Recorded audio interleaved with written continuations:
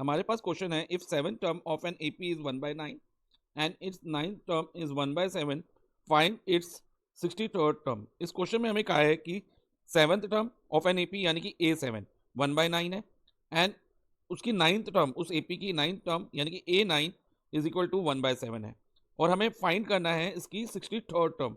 63rd term का मतलब A63 हमें फाइंड करना है। एक तो इस क्वेश्चन को हम ए एन टर्म का फॉर्मूला यूज करके कर सकते हैं, दो इक्वेशन बनेगी उसको सॉल्व करके हमारी आंसर आ जाएगा। लेकिन बच्चा एक तरीका और है इसको सॉल्व करने का जो थोड़ा इजियर है as compare to normal method, तो ध्यान से समझना। देखो बच्चा, A7 से अगर हम A9 पे पहुंचना चाहते हैं तो हम कैसे जा सकते हैं? इनमें कॉमन डिफरेंस को ऐड करके, जब हम प्लस डी ऐड करेंगे तो हमें A8 मिल जाएगा। A7 में जब हम डी ऐड करेंगे तो हमें A8 मिलेगा। क्यों? क्योंकि A8 माइनस A7 के बीच का जो डिफरेंस होता है ना, कॉमन डिफरेंस होता है, यानी कि डी होता है। अब अगर हम एक बार और डी ऐड कर दें A7 में तो हमें A9 आ जाएगा, मिल जाएगा। लेकिन हम क्या इस D प्लस डी को 2D लिख सकते हैं डायरेक्ट? यस, लिख सकते हैं। So A7 plus 2D is equal to A9 लिख सकते हैं। ऐसा क्यों लिखा मैंने 2D? क्योंकि कई बार बच्चा जो डिफरेंस होता है ना थोड़ा बड़ा होता है।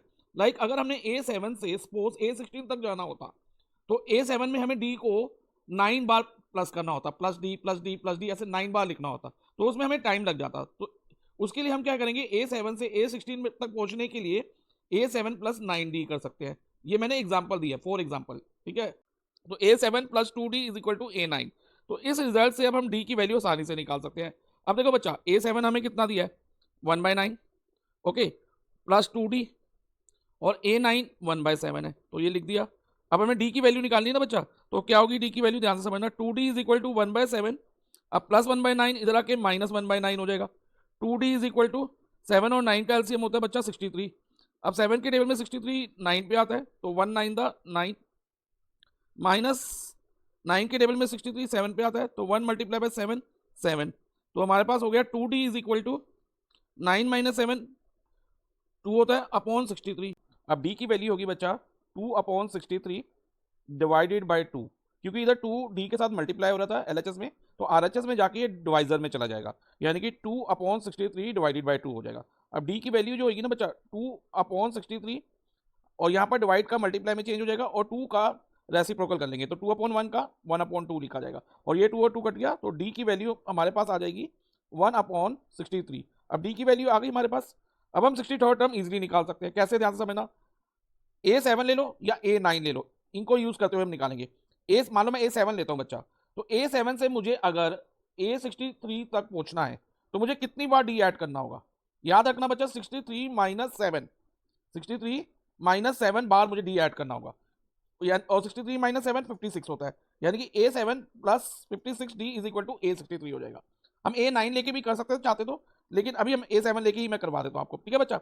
और देखो ऐसा क्यों हुआ, जैसे मैंने समझाया था आपको, A7 में हमने 9D ऐड किया था, तो वो कैसे करा था? जो ये 16 और 7 के डिफरेंस हमेशा लेंगे इधर, उतनी बार हमें D ऐड करना होगा आगे वाली टर्म तक पहुंचने के लिए। तो अब आसानी से A7 हमें पता है कितना है बच्चा, 1/9 प्लस 56 इंटू डी कितना है बच्चा? अभी हमने फाइंड किया 1/63 इज इक्वल टू A63।